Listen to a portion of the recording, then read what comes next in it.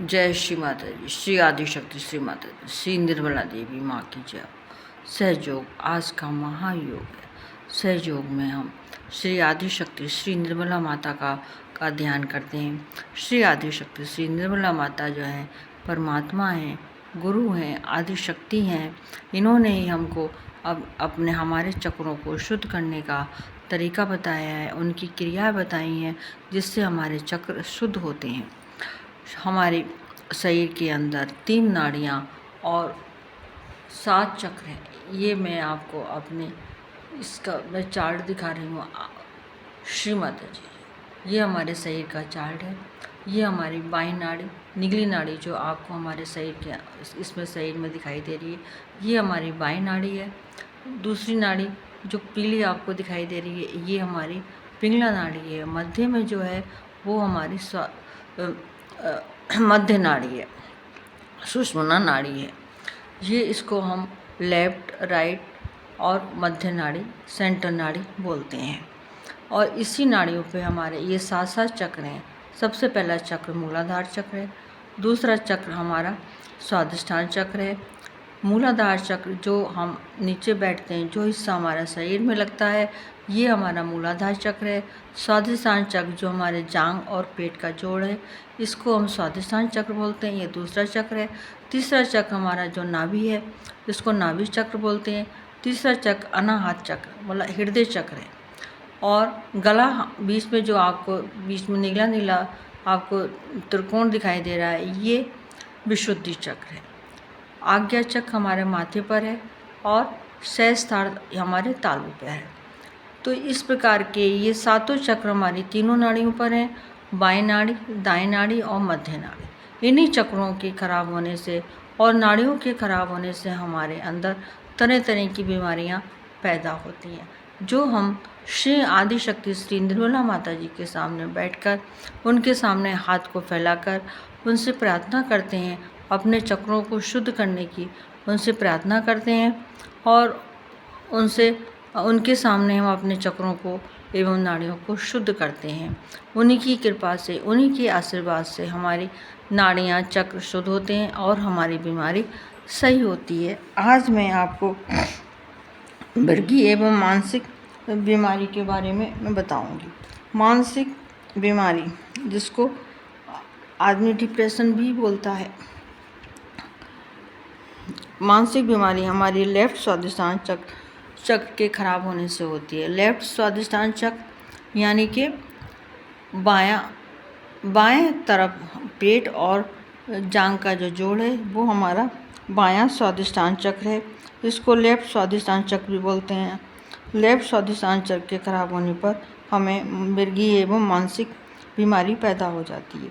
जब ये खराब हो तो हमको लेफ्ट स्वादिष्ठान चक्र को माँ के सामने बैठकर शुद्ध करना चाहिए। अपना बायां हाथ श्री माता जी के सामने करें और सीधा हाथ हम अपने पेट और जांघ का जो जोड़ है, स्वादिष्ठान चक्र है, इसको इस पर रखें और माँ से प्रार्थना करें कि माँ मेरे लेफ्ट स्वादिष्ठान चक्र को या मेरे बाएं स्वादिष्ठान चक्र को शुद्ध कर दीजिए।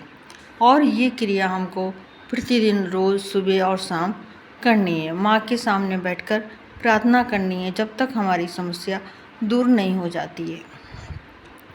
दूसरी है एलर्जी। हमारे शरीर में कई प्रकार की एलर्जी हो जाती है।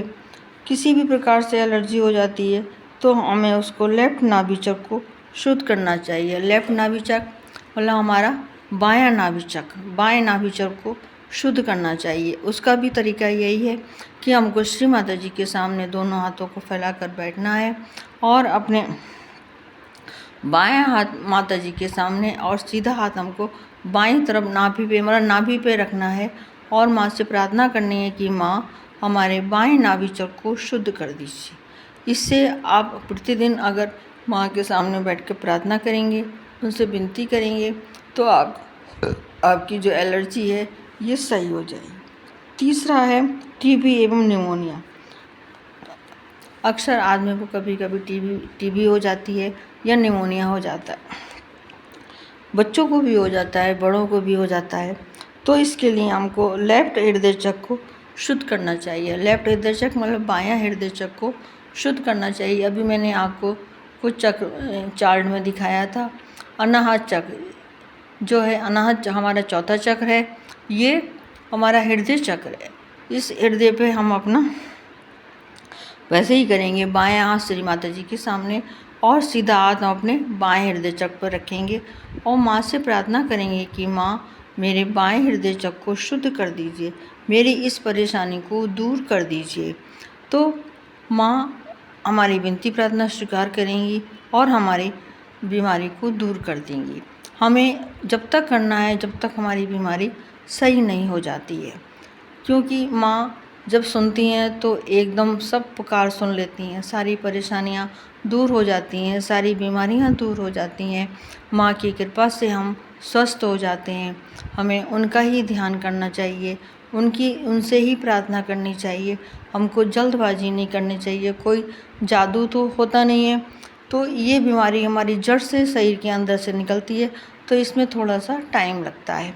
तो इसलिए हमको प्रतिदिन बिल्कुल श्रद्धा के साथ में, विश्वास के साथ में हमें श्री निर्मला देवी माता जी के सामने बैठकर प्रार्थना करनी चाहिए, पूरे विश्वास के साथ कि माँ हमारी पुकार सुन रही है और हमारी ये बीमारी दूर हो जाएगी। माँ हमारी सब पुकार सुनती हैं। जब हम माँ के सामने बैठ के प्रार्थना करते हैं, माँ हमारे सामने होती हैं, हमारी सारी कष्टों को दूर करती हैं। इसी प्रकार हमको अपनी सारी परेशानियों को दूर करना चाहिए, माँ से प्रार्थना करनी चाहिए। माँ हमारे ऊपर अपनी कृपा करें, माँ रक्षा करें। जो भी इस वीडियो को देख रहे हैं भाई बहन, अगर उनको कुछ समझ में नहीं आया हो तो कृपया कमेंट्स करके पूछ सकते हैं।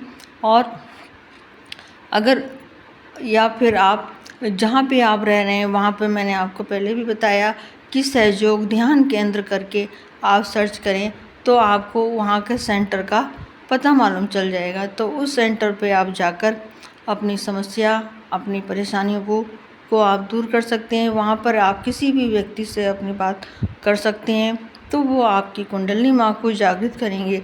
जब हमारी कुंडलिनी माँ जागृत होती है तो हमारी सभी चक्रों पे होती हुई वो ऊपर सहस्त्रार पे आती है, यानी कि तालु पे आती है। तो जिस चक्र पे होती है वो चक्र हमारा शुद्ध कर देती है। इसी प्रकार से सारे चक्रों को शुद्ध करती हुई कुंडलिनी माँ हमारे तालु भाग से तालु भाग पर आती हैं। और जब वो तालु भाग पर आती हैं तो हम निर्विचार हो जाते हैं। हमें ना तो भूत का विचार आता है, ना कोई भविष्य का विचार आता है। हम बिल्कुल वर्तमान में स्थापित हो जाते हैं। यही हमारी कुंडलिनी माँ की शक्ति है, जिसकी वजह से हमारी सारी बीमारियाँ दूर होती हैं। वो आप सेंटर पे जाएंगे तो वो आपकी कुंडलिनी माँ जागृत करेंगे, आपकी समस्याओं का समाधान करेंगे। आपको एक किताब भी देंगे जिसमें सब कुछ लिखा होगा कि कैसे हमें ध्यान करना है, कैसे हमें चक्रों को शुद्ध करना है। सारी आपकी समस्या का समाधान उस किताब में होगा और वो किताब आपको बिल्कुल निःशुल्क मिलेगी। किसी भी प्रकार का कोई भी आपसे पैसा नहीं लिया जाएगा। कृपया मुझे कमेंट्स करके अवश्य बताएं कि आपको क्या चीज़ समझ में नहीं आई और क्या आप पूछना चाहते हैं। जय श्री माता जी, श्री आदिशक्ति माता जी, श्री निर्मला देवी माँ की जय हो।